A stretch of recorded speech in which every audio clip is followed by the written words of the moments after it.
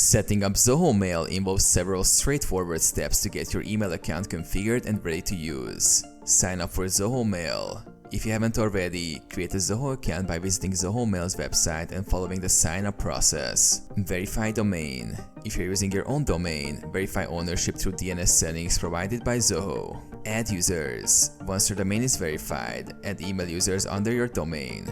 Specify email addresses and set passwords for each user. MX record configuration. Update your domain's MX records to point to Zoho's mail servers. This step ensures that incoming emails are routed correctly. Access Zoho Mail. Users can access Zoho Mail via webmail or configure it with email clients and mobile devices. Security settings. Configure settings such as two-factor authentication, email filtering rules, and spam control to enhance email security. Migration.